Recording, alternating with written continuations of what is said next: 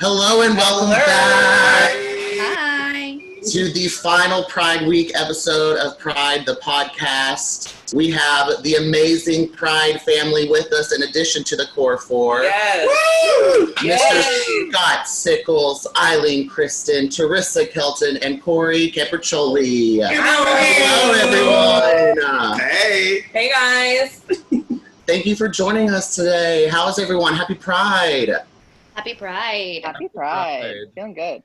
What are you guys doing to celebrate? Hanging with y'all. Yeah, we're here. That's good enough. That is Pride good. Zoom party. That's it. It is. Stop and shop, with a mask on. I'd rather do this, actually.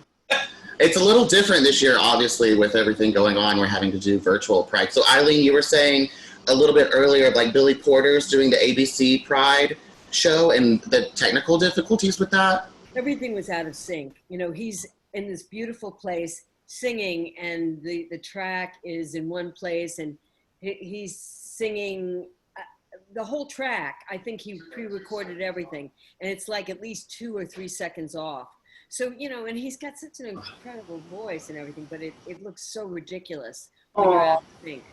And another person performed and was out of sync, and, but listen, just to even be able to do these Zoom things, I guess, is It's true. space age enough, but Yeah. That's a blessing. Corey, today I know you're taking over the Instagram for New York City. How's that been? Have you started that yet, or is that a little bit later? I'm so excited. I just filmed my intro and I sent it off to Liz, who runs the account. I'm so excited. So I did a little intro, and then I'm going to be kicking it off to different queer New Yorkers, saying what Pride means to them. Darrell, thank you for being a part of it. Keep your eyes peeled there. And then later on at 5 p.m. Eastern time, I'm going live with Ryan Jamal Swain from Pose. So I'm really excited about that. I'm nervous. I've never gone live before. Yes. Exciting. Well, guess what, honey? You got practice. We're live right now. There we go. We're live. Live before. Love it. Teresa, you seem like you have a little Pride stuff in your background. I mean, I know that's your regular colors because you're always full of pride. What is one of your favorite Pride memories that come to mind that's not X-rated that we can talk about on it? Okay. You know what? You can tell us all the juicy details if you want to. It is Pride. Oh, good. I mean, there are several that I'm rolling through right now. I mean, I think one of the, obviously, the whole experience was pretty amazing and crazy and exhausting and wild. And I sort of look at it as a whole chunk of time. It was only 2 weeks. It feels like it was a year. So much stuff happened. It was a lot. I think my funniest memory, though, and something I share with you, Darrell, is when we had to take the U-Haul to get gas, and I hit a cab. Oh God. Oh. Not So that. for those of you listening, we were filming Pride the Series Season 2. Right. And This was the nightclub scene. this is a nightclub scene. Darrell's So as in everyone, the scene. yeah, and I was supposed to be in the scene. I was actually, Eileen, coming back to film one of my scenes with you, where we run in and you tell me, keep working on the script or whatever. And I was with Teresa because we didn't have many PAs that wanted to work. So we're out trying to get beans and chicken, and Teresa's trying to get gas, and then we ran over somebody. I was like, can we deal with this later, please? It was a lot. It was It pretty. was so New York. It was we had just gotten gas. We had made it through that part, and then it was trying to get out of the gas station and back on the road. And we rolled right into that cab, and then NYPD shows up. I was just wow. And they're calling Darrell, Darrell, we need you on set. I think overall, parking for that U-Haul was probably, in and of itself, the worst and funniest memories, because it was humorous and We did in that. retrospect. We did that Right. when we moved to New York 10 years ago, Jesus, and we drove a U-Haul all the way from Texas. Oh, I remember. I was waiting for you at your apartment. You flew me. It was already there. We didn't know where to park it, so there was a huge open space on the road, and we're like, oh, great, parking right in front of the apartment. Look at this. Lo and behold, it was a bus stop. and we didn't care. So we got a ticket the next day, and I'm just so exhausted, crying, questioning all my life. Why did I do this? Right. And so I'm just leaving it in this bus stop. I don't even care. So The bus driver was like, I don't care, and like closed the door and then drove off. like, sir, please help. I've just moved to New York City. I didn't have that accent there. I didn't know why. No, not yet. I did that. So Scott, what are you doing today to celebrate Pride indoors? I've been mostly like watching a whole lot of streaming video, and I figured today would be a good day to finally catch some of the LGBT content on Hulu, because I still haven't seen Portrait of a Lady on Fire, and I hear it's amazing. Mm-hmm.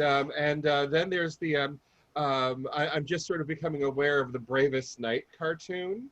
Oh yeah. That T.R. Knight and RuPaul do the. I think they do the voices of the gay monarchs, and it's really it looks really cute. So I was going to catch up on some LGBTQ media, because I mean, what else am I going to do? Yeah. Word. Well, I think now Pride the Series season 2 is now available on Tubi TV. Yes, It it is. is. Ooh. Amazing. It became live last week, I believe it was. So Yay. definitely go check that out. Amazon Prime? Huh? Is it still on Amazon Prime too? Oh, it sure is. Oh, yeah. We still fancy. We still got. We still got. Clicking away. Okay. Pride is Pride's favorite month because so many people go in and check it out because they're looking for Pride content.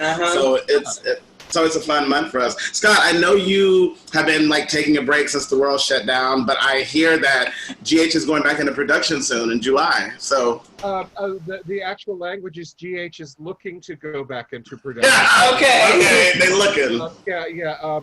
Us actually doing it is still something that is up for discussion. So, and it's really, I mean, we're not quite sure the direction the show is going to go. And I think because when everything shut down, we thought we believed what we were told, which was okay. Well, this is going to be 2 weeks a month tops. So they kept us writing for 5 weeks after production shut down. So there's actually like 30 to 35 scripts on top of what hadn't been shot yet that are ready to go. And then we're not sure if there's going to be, anything's going to have to be adjusted, if we're going to have to change the universe of the show to more closely match the universe we live in. It's a very uncertain time, but the plan is, the optimistic thing is the plan is to come back and resume production and to do our best to pick up where we left off and roll from there. Because there was some amazing stuff that we got to write during those 5 weeks we were out of production, and I really, really want everyone to see it. So we'll see what happens. We want to see it too. Yeah. I'll see it through direct. Get a chance to see There it. does have to be new rules and regulations, though. Oh, there are. So yeah, that's it's very complicated too.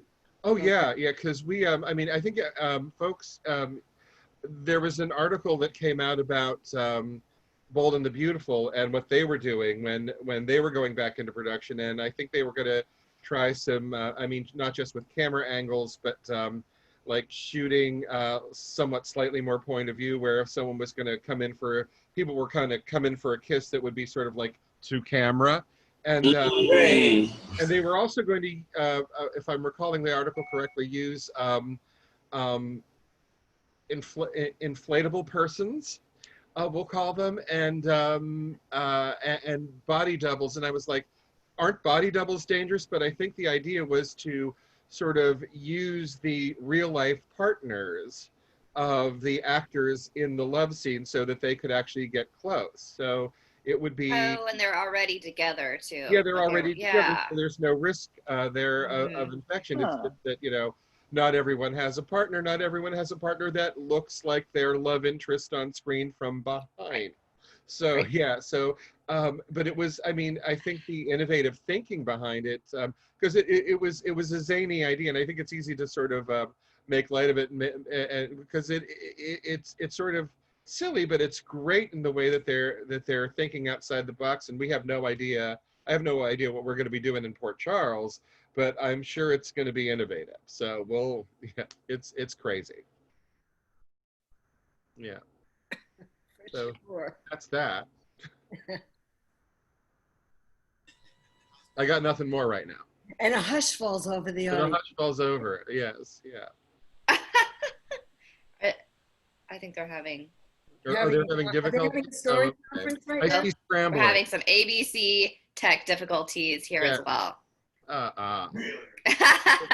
we're back. Are you And back? we're back. Yeah, yeah. It wouldn't be Pride the series without a problem. Here we are.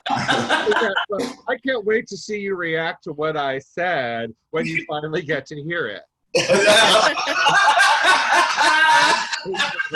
No, I got jokes. No, I got jokes. no. So we just turned on the second mic because we're doing it through here, but we're also doing an Instagram live. That's for everyone out there. So our mic for our Instagram live, I think, wasn't on, so we wanted to make sure both mics, because it's only picking up one. So yeah.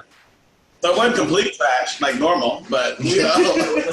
When I was there the last time, we had some crazy problem, didn't we, with the Instagram? Or there was like the phone fell or something. Yeah, And they just got Pride the series. Pride the series. Difficulty. Can't never get it together. Wow. Well, it's a never-ending series of disasters, much like our unified history. right. There you go. Well, thank you for joining the family. Problem. People know we can never be nowhere on time. We're always going to run late, but we will always be eating and we'll always have a drink and probably something to smoke with us. We Everything always else. laugh about it later, no matter Oh, what. we will. Right, We'll right. be frustrated in the moment, but I was laugh gonna say, later. we'll cry, and then we'll laugh. Yeah. Right. And we'll laugh. I was So, just Corey, what, thinking about, Darrell, was it Pride 2 years ago out in LA? Was that 2 years ago or was that last year? Eileen, you yelled at me and was so mad because I was not together. I did not have a shit. But look, We made it through. Okay. That was crazy. That was crazy. So we worked LA Pride, as everyone probably out there know, and LA Pride didn't have it together, to be honest. No. And they had no service on the ground, so we had Eileen, Tony Head, Scott Turner Schofield, a lot of people joined us for, this march. We were taking over social media, but with no service, I was unable to get in touch with Eileen or anybody. So when I saw Eileen, baby, she was anyone knows, Eileen's very short, but she got some energy. And she was out there, she was like, what the fuck? And I was like, I said, Eileen, please. She was like, no, fuck this. What are you doing? And I know it was hot as shit. And you were just dripping sweat. You were like, what? And so many gays in West Hollywood was like, they were like, Roxy Delia. You were like, I don't care about that. Where is the girl? Roxy Delia is hot. It was so fun. It was funny. See, we laugh about it now. Then I was in tears. But What's the name of that place? Remember, I just went to go see my friend Donnie. I veered off the parade track, which was the biggest mistake I ever made in my life. Yeah. Should have never done it. Because, Right? The Abbey. Yeah, we were like, because the description of where you told me to go wasn't anything, like it was supposed to be right. supposed to be.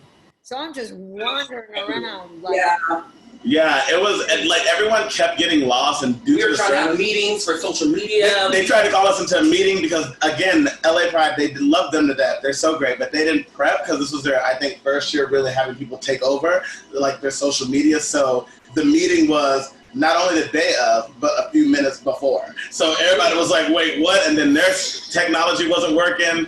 Everybody was sweating. No one's phone worked like that. They couldn't get a hold of you, and then we couldn't find you after you left. And it was just like, I mean, it's a testament to how much that the LA Pride has grown. Like they had so many people there, and it was so like, there were so many people. It was just like, whoa. Mhm. and I wouldn't have cared except that I had to get to the airport. Yes, you had to get to the airport. So then Eileen and I the had airport in Burbank.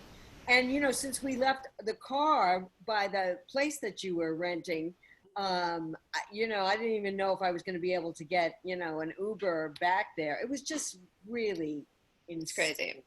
Just Yeah. Chaos. Chaos. Chaos. Where we Chaos, thrive. Kenny, chaos. Corey. Pride, the it's chaos. nice and this is nice and chill compared to Yeah. Right.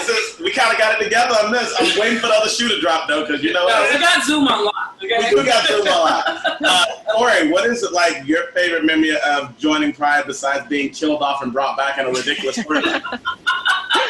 Oh gosh, I remember just shooting. There was such a sense of community, and especially we were outside of New York. And I think kind of like anytime like a group of people leaves New York, like collectively, and like has a moment outside of the city to like reflect and create art, I think it just really brings people together in like a really, really beautiful way. And it's just so nice to like have kept up with you all through the years and like seen how we've all grown and things that we've all accomplished. And I'm just so honored to be part of the Pride family, truly.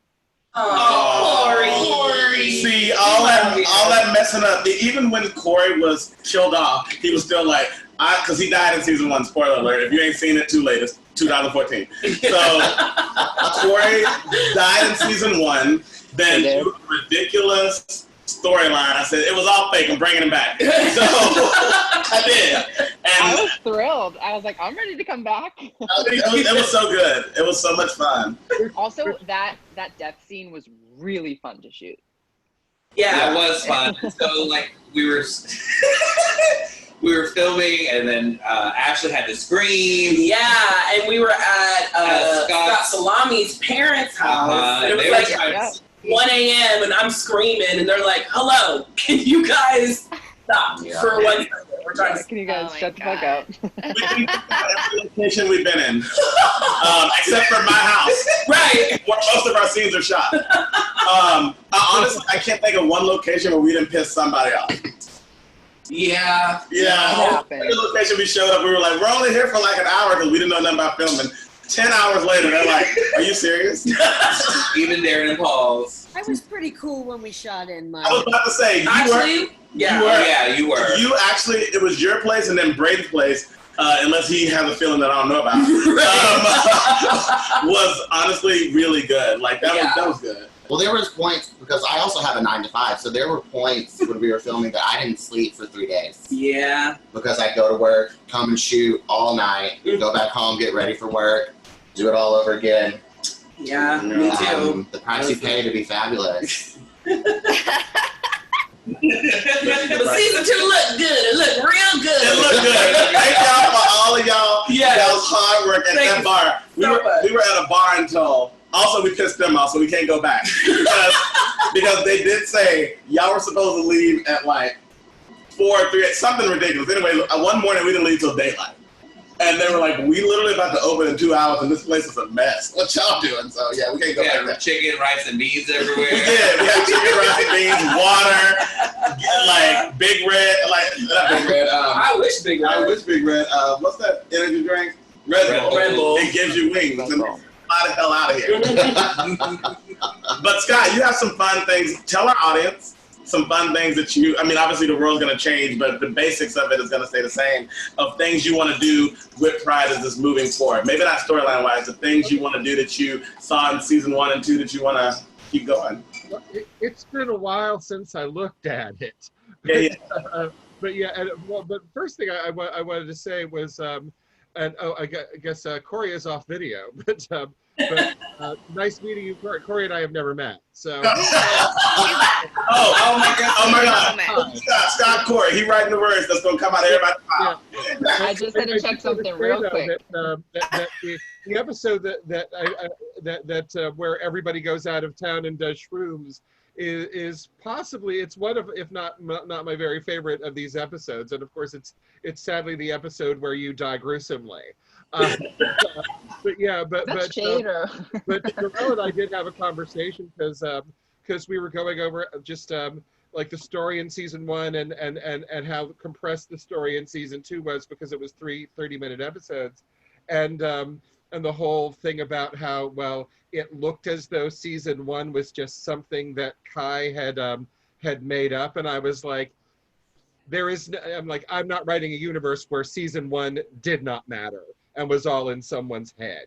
So I think, you know, those things had to matter. And if we had to choose between which season was you know, more imaginary, then it would be two. But there were elements of both seasons that we wanted to hook onto. So we have some crazy stuff, I think, with each of the characters. We have planned, sort of sketched out, Trina kind of going into business with Lana.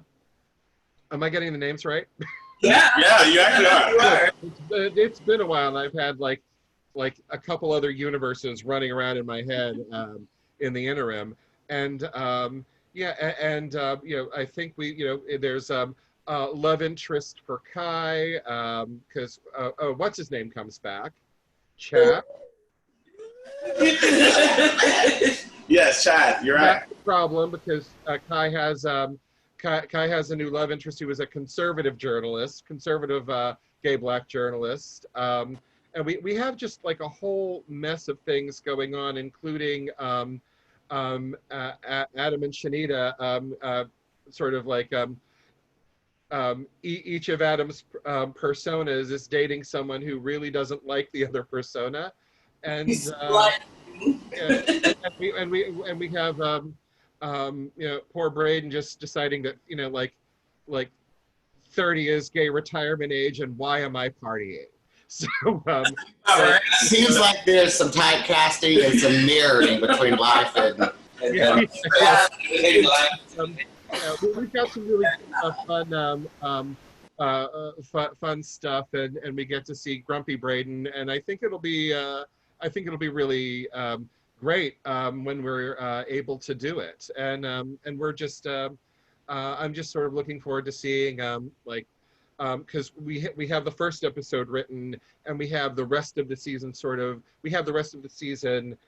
outlined in a very general way, and there's a lot of we're also going back to the season one sort of narrative format where you know, every episode sort of took place around Pride. And then we would see what happened on Pride at the party, and then we would see events leading up to it and the fallout of those events. And I wanted to tell the story that way again. So everything is sort of happening surrounding the incidents on the World Pride Day of 2019. And I think, you know, this year's Pride today might be, you know, we might be able to sort of, you know, now that enough time has passed, sort of reflect back on the difference between last year's Pride, where it was a huge celebration, and this year's Pride, when we're kind of doing this. So we will see. It's even a mystery to me. I'm excited too. I'm excited too, because I'm finally get a love interest. Finally. At long fucking last. Oh my God. How How do you get a love interest? So yeah. I didn't do that for a long time. So you gave him what he wanted. Bless you. So the three people on the call who playing characters, what do you hope to see come from Riley, Teresa? What do you hope to learn more about her? Obviously, you only got to live with her for 3 episodes, so whatever you say is just going to be whatever. Because so, what do you hope to learn? I mean, I kind of want to see her juicy background. You know, she in the second season is, you see her, you know, having gotten through, you know, some sort of addiction, some sort of problems in her past, and she's kind of a guiding light for Trina. But she rose from somewhere. You know, and I think that's a really interesting, I always, when I'm watching content, I love seeing you sort of get introduced to a character at one point in their life, and then you go back and see like some, you know, wild things that they were a part of and that they went through. And I think that would be really fun to explore with her, because she's, you know, as chill and as relaxed and focused as she comes off. I think that her past is the polar opposite. You know, and kind of hearkening back to that, like season 1, like gritty, you know, grittiness. I think it would be fun to follow a little, you know, just a little bit of that, you know, and how that ends up helping her through her friendship with Trina, or if she backslides, you know, if she has does she have a weak moment, you know, and Trina has to help her. those are just kind of fun things that could occur. Corey, how about you and Charlie? Listen, y'all, I have a low bar. I just want Charlie to live and survive and thrive. Word. That's what I want. Period. I love it. Eileen, what about you and your character, Eleanor? Well, Eleanor is a bit of a mystery to me right now. Yeah. I know there's a lot of backstory that I don't know. In the first season, I was kind of like the pillar of society, instructing Kai, what is right and what is wrong, which I've never actually played a character like that before. Usually my character has no idea what true north is. So that was a challenge right there. And then I was told that she wasn't exactly what she appeared to be. She was something way different than that. Then I think it swung around to another place, which I'm still not totally clear about. A lot of it had to do with my past, with my marriage. Yeah. And so there's a big question mark there, which I don't mind. I don't mind. I hope we can get this, rolling so I'll find out. Yeah, we love a little mystery. I'm I up have to say, for anything, I have to say, because I started at One Life to Live in early 2009, so I've had the joy of writing for Eileen Kristen off and on for over 10 years. Okay. And so, how fun is that? And what I loved about Eleanor is that she was so different from Roxy and from Delia, and like from the General Hospital Delia and the Ryan's Hope Delia that you see on YouTube. So, and she's a much more sort of grounded presence. So it's sort of a grounded fierceness as opposed to the sort of Tasmanian devils that you've been playing. And I think that what we're looking forward to is, because what was funny is that you had one really amazing scene in season 1 that sort of established who this character was, and then in season 2 it was sort of like every single plot line was somehow connected to your character, which I think gives us the ability moving forward with sort of a semi-narrative reboot that we get to pick and choose which parts of Eleanor's history are the most interesting, that serve the story best, and are the most interesting to the character and to you as an actor. So I think we have we were tossing around some ideas, and I'm looking forward to seeing which ones stick now. Stick to the wall. Everything. Yeah. So I'm not a drug dealer anymore. So Listen, season 1, we had some plans. Eileen was gonna be a drug dealer. I think I worked for her as well. You worked for her. Ashley and I were gonna be crucified, naked together. Apparently, that wasn't my plan. It wasn't anyone here's plan. Yeah, we are no longer. No one here wanted it. Nobody here wanted it. So we have gone in a different, better yet direction. Oh, I think you were gonna die or something. No. Yeah. So That happened. yeah, but come back as a ghost. Yeah. So that was we have people who had a different thought process of what Pride was, and that's not happening. No, not at all. So we're going back to reality and grittiness, and we're leaving all the other stuff in the back. The supernatural. The supernatural, because I thought I was gonna be crucified naked together. Like I don't know why. No. And I don't know why I sat through the meeting and said, "Yeah, that sounds fun." I said, "Hey, You Darrell." understand that. No. I said, "Darrell, we're not doing this." I was like, "All right, cool." when we were talking about me joining the show, I was like, Darrell, I kind of noticed that on every episode, everyone involved has a writing credit, and that ends now. Is not writing the show. Yeah. There's going to be 2 of us. I was like, Yeah. thank you. Yeah, thank you. Thank you so much. I'm so tired. Yeah. You watch our credits, they're so funny. It's like, written by everybody. Everybody. Costume, everybody. I wrote 2 words and I got stuck. Here, Darrell. Like, and you could tell. You could tell. So yeah, it was great to focus it, and yeah, I think we see Eleanor as as a sophisticated, grounded woman with some really big yet realistic problems that don't involve the drug trade. So Yes. yeah, More crucifixions. Yeah. No crucifixions, no drugs. I was very naive when you first mentioned crucifixions. I thought you meant figuratively, but Oh no! It was actually Literally. maybe we can sell that script to make some money somehow because it's out. Everybody will buy it. Everybody will buy it. and I don't see. I mean, I don't know if this story we were actually talking about though. Like, can we bring him back as a twin? It's like we love to have twins, and you know, my love of soaps is so strong, but the grounded in reality that Pride has, and that we're going in that direction, is definitely where we want to be. Like you can have drama. Every soap operas are in every television show you watch, even if it's like a 30-minute comedy show. Like soaps is ingrained because the storylines are there. So I realized that I don't have to be over the top and melodramatic to create a soap opera, because soap operas live in all of us. You're here. Yeah, and what I explain to people about soap writing, it's just you have to take events that would never ever happen, even by accident, and write them as though they could happen on any given Tuesday.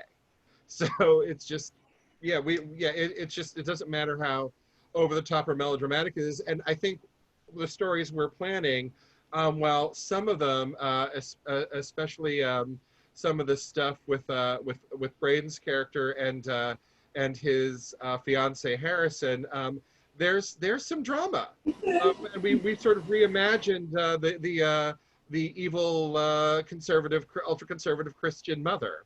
And Braden's character will be unconscious for a little bit, but you know, hey. But you Good, know, I don't have to memorize lines. but you know, in real life, it's just important to remember that people have twins. People don't have clones. So as long as we can do twin and avoid clone or ghost, then That's true. As long as we and you know, Pride's favorite thing is everyone's coming back from out of town. Everybody's coming from We're out always of like, town. so and so is back from Back so out and of so. town. Yeah. So and so is in town. In town. Comes What a down. coincidence. I did not know they were in this large town. Well, before we go and close out, it's been so great hanging with the cast of Pride. The world has changed very greatly with Black Lives Matter and that fight going on right now, along with, you know, for us, Pride and what celebrating the LGBT culture. So what do you hope after, and also we're fighting the virus, and I think there's killer hornets, I think there's some alligators eating people, I think aliens are up next. Oh, and Asteroids is coming December 21st, so cool. Aliens and Nazis. Yeah. So with that said, I'm gonna go one by one. Start with you, Corey. What do you hope that everything that's happened since January, where do you hope to see the world change? Like, what do you hope comes out of all of this? Well, I think Pride right now is a great opportunity for us as a community to reflect our history. You know, a lot of people outside of the queer community don't really know that Stonewall was an uprising against police brutality, and it was led by Black and brown, trans and gender nonconforming people. And like, I know that personally, like, I wouldn't have the rights that I have today had it not been for Black folks raising their voice and really fighting. And so I think like right now with this Pride, like it is our responsibility as a queer community to really, you know, fight for Black folks and really like proudly affirm that Black lives matter. And that's how, you know, that's what Pride means to me, this Pride. Love it. Beautiful. Lovely. Teresa. Yeah, I think I love what you said, Corey, about reflecting back. I think also I hope that what this sort of triggers everyone to do is also continue conversations and discussions. I think we've all got to be a lot more open about asking questions and taking in information and learning and being much more open to each other. And, you know, we're in unfortunately in a spot where the country is very divided. The world is very divided in a lot of ways. And the only way that I think we're going to be able to start sort of bridging these communities back together is having conversations. And it's really, really difficult because there's a lot of people who don't want to have the conversation.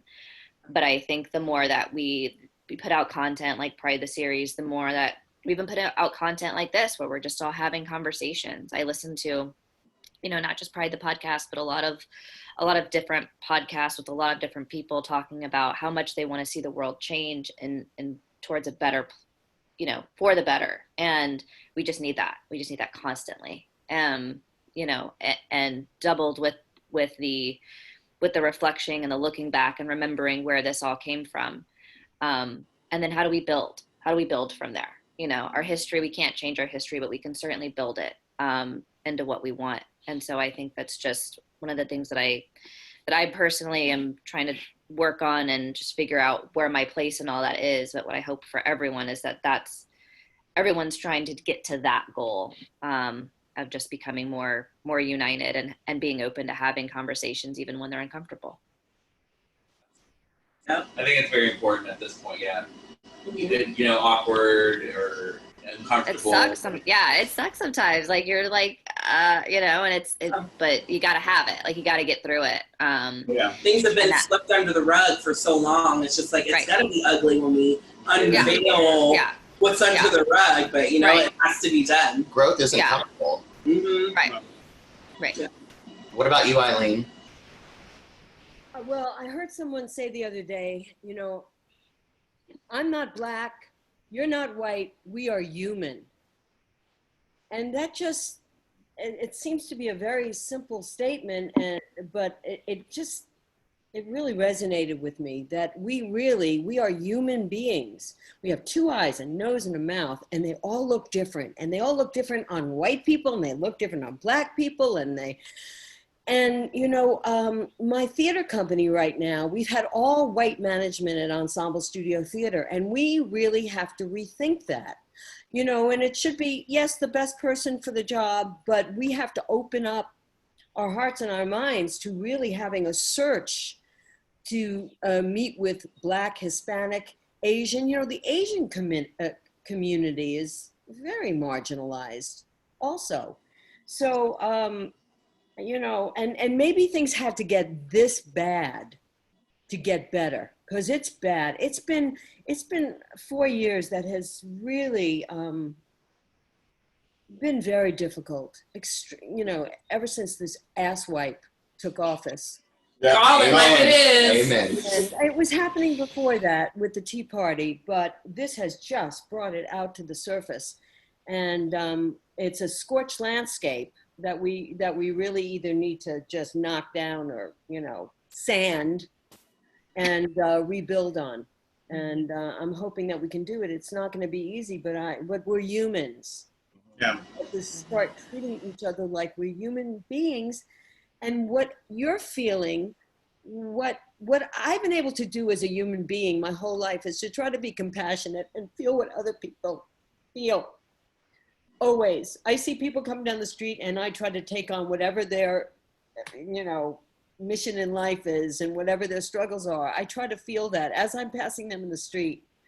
So, and that's not easy. That's not easy to do, but that's what I try to do. And that's what I hope everybody tries to do is to really try to understand the person you live next door to or down the street from or in a different neighborhood.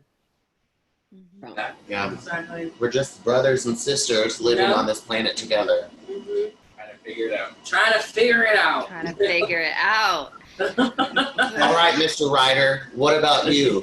What words can you bless us with? I'm not as nice as y'all. No one with a MAGA hat is my brother or sister. So I'm all for tumbrils and guillotines at this point. But I hate to say me too. Because it really is just, I don't need to understand my oppressor. I don't need to understand, oh, well, what were you thinking when you took, literal trillions of dollars that were supposed to go and billions of dollars that were supposed to go to small businesses, which were all dying, and then pocketed them. I don't care about your reasons. I want to see you behind bars. So I really, it's great to celebrate it, sort of like the embrace of humanity, and it's great to, I think, acknowledge and celebrate the differences in the heritages and the cultures that we come from. I mean, I just because I'm trapped in here with a lot of streaming content. I mean, I've been able to, I have my Criterion membership. I'm looking at a lot of African American cinema, a lot of Black cinema from other countries. I'm looking at Asian cinema, and just foreign cinemas, and as well as I've been watching a ton of St. Elsewhere, which, I mean, you cannot believe how relevant that show from the 1980s is right now.